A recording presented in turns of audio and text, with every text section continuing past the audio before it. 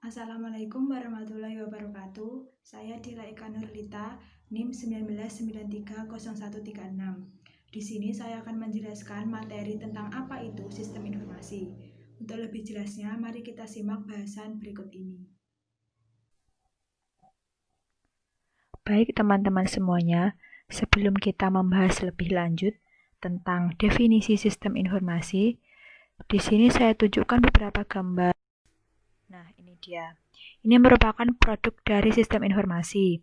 Ada pemesanan tiket online, pemesanan makanan online, kemudian registrasi online, dan beberapa sosial media.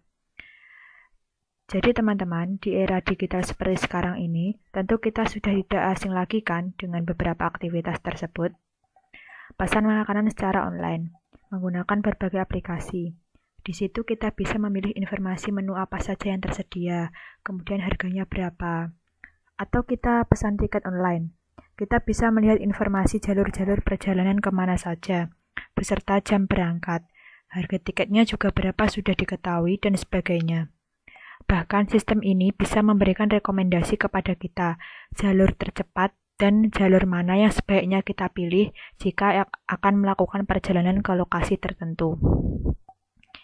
Kemudian atau lagi bagi teman-teman semua yang saat ini sedang kuliah, jadi hampir semua kampus menggunakan sistem registrasi secara online. Kemudian daftar mata kuliah online, melihat nilai langsung dari HP, dan lain sebagainya. Sekarang registrasi PPDB di sekolah-sekolah pun juga sudah online.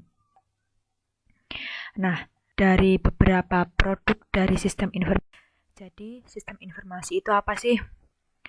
Sistem informasi merupakan gabungan dari dua elemen, terdiri dari sistem dan informasi. Sistem berarti kumpulan dari beberapa orang atau orang yang bekerja sama secara terarah untuk mencapai suatu tujuan. Jadi sistem ini elemen yang saling berinteraksi untuk mencapai suatu tujuan tertentu. Kemudian informasi. Informasi adalah kumpulan data yang diproses untuk menjadi lebih berguna. Salah satu kunci dari sistem yang dibutuhkan oleh pengguna. Informasi ini merupakan kumpulan dari data. Data ini berupa fakta-fakta, angka-angka, pernyataan, dan lain sebagainya. Nah, jadi di dalam aplikasi-aplikasi tersebut terdapat satu kata kunci yang disediakan dan yang kita butuhkan, yaitu informasi. Jadi informasi tersebut tidak hadir begitu saja, tetapi dikelola oleh sebuah sistem. Nah, sistem yang mengelola data menjadi informasi itulah yang disebut dengan informasi. Nah, apa itu sistem informasi? Sistem informasi adalah suatu sistem yang ada dalam organisasi dengan mempertemukan kebutuhan pengolahan transaksi harian dan mendukung kegiatan operasi serta bersifat manajerial serta strategi dari organisasi dan tersedia untuk pihak luar organisasi sesuai dengan laporan-laporan yang diperlukan. Jadi sistem informasi ini merupakan kombinasi antara IT, teknologi, dengan aktivitas manusia yang mendukung operasi, manajemen, dan pembuatan sebuah keputusan.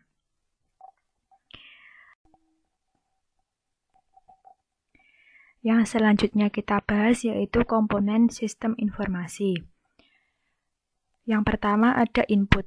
Input ini meliputi metode-metode dan media untuk menangkap data. Input merupakan data yang masuk ke dalam sistem informasi tersebut. Kemudian yang kedua ada model. Merupakan kombinasi prosedur untuk memproses data menjadi output. Selain kombinasi tersebut, juga terdapat kombinasi logika dan model matematika, di mana kombinasi tersebut memproses data yang tersimpan di basis data dengan cara yang sudah ditentukan untuk menghasilkan keluaran yang diinginkan. Yang ketiga ada komponen output. Komponen output ini hasil pemrosesan data, yaitu informasi yang berkualitas dan dokumentasi. Dokumentasi berguna untuk semua tingkatan manajemen serta semua pemakai dari sistem tersebut. Kemudian yang keempat yaitu komponen teknologi. Komponen teknologi ini merupakan perangkat input memproses data dan menampilkan output. Jadi teknologi merupakan alat dalam sistem informasi ini. Teknologi digunakan untuk menerima input, menjalankan model, menyimpan dan mengakses data, menghasilkan dan mengirimkan output, dan memantau pengendalian sistem. Yang kelima ada basis data.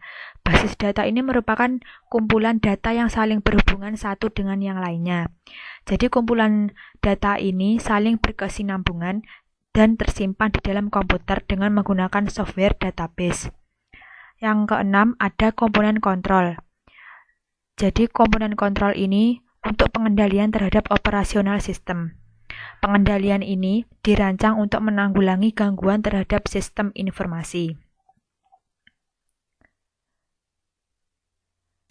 Nah, yang selanjutnya ini ada 4 karakter sistem informasi. Yang pertama, sistem informasi memiliki komponen yang berupa subsistem yang merupakan elemen-elemen yang lebih kecil untuk membentuk sistem informasi tersebut, misalnya bagian input, proses, dan output. Contoh input data adalah salesman memasukkan data penjualan bulan ini, maka di sana terdapat manusia yang melakukan pekerjaan input tersebut dengan menggunakan hardware keyboard dan menggunakan interface sebuah aplikasi laporan penjualan yang sudah disediakan oleh sistem informasi tersebut.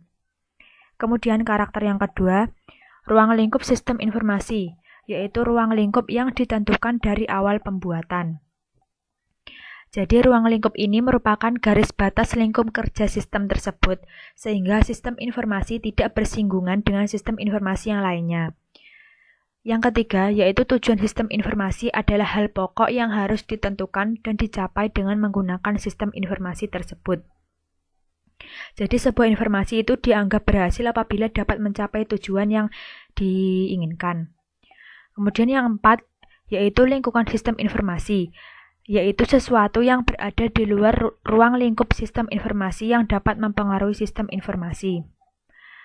Hal ini turut dipertimbangkan, karena pada saat perencanaan sistem informasi, lingkungan ini juga sangat berpengaruh.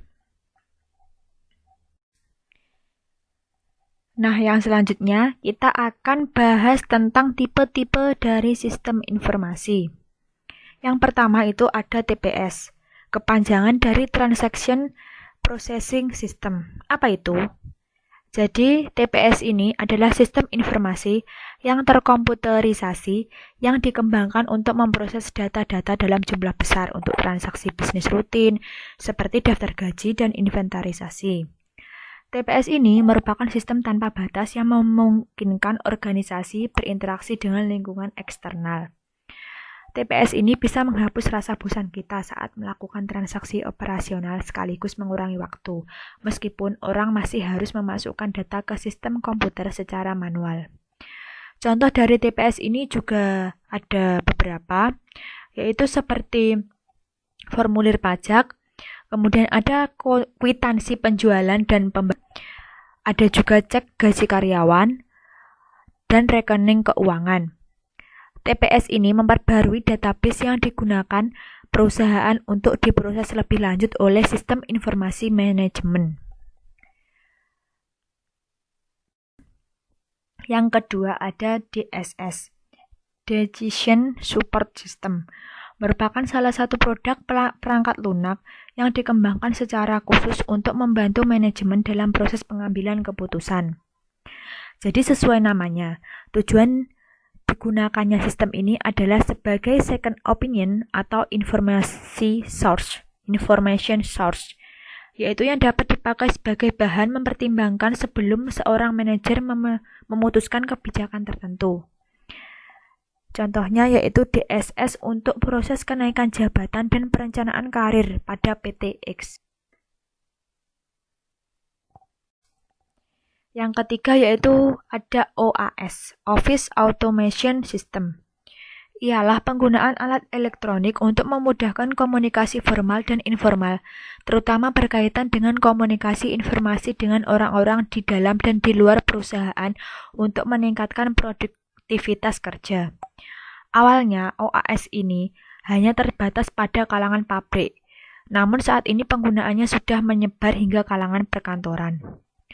Contohnya yaitu ada Fax Information Service Ini mirip seperti Voice Information Service, tetapi informasi yang dikirim dalam bentuk facsimile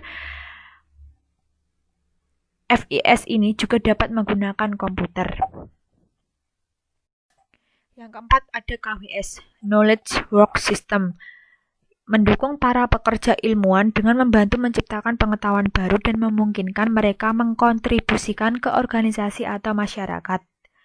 Contohnya ada email dan ada teleconferencing. Yang kelima ada ES, Expert System, adalah sistem yang berusaha mengadopsi pengetahuan manusia ke komputer, agar komputer dapat menyelesaikan masalah seperti yang biasa dilakukan para ahlinya. ES ini tidak untuk menggantikan kedudukan seorang pakar, tetapi untuk memasyarakatkan pengetahuan dan pengalaman pakar tersebut. Contohnya yaitu sistem pakar yang bertindak sebagai asisten penjual di agen komputer, yang membantu pelanggan memilih komputer sesuai dengan kebutuhan dan keinginan. Yang terakhir ada MIS, Management Information System. Jadi MIS ini tidak menggantikan TPS ya teman-teman, tetapi mendukung spektrum tugas-tugas organisasional yang lebih luas daripada TPS, termasuk analisis keputusan dan pembuat keputusan. MIS ini menghasilkan informasi yang digunakan untuk membuat keputusan dan juga dapat membantu menyatukan beberapa fungsi informasi bisnis yang sudah terkomputerisasi oleh basis data. Contohnya yaitu, misal dari suatu kota ya, terdapat banyak Alfamart, namun hanya satu Alfamart pusat yang berada di kota itu yang memiliki MIS, sedangkan Alfamart lain yang merupakan cabangnya itu hanya memiliki DSS.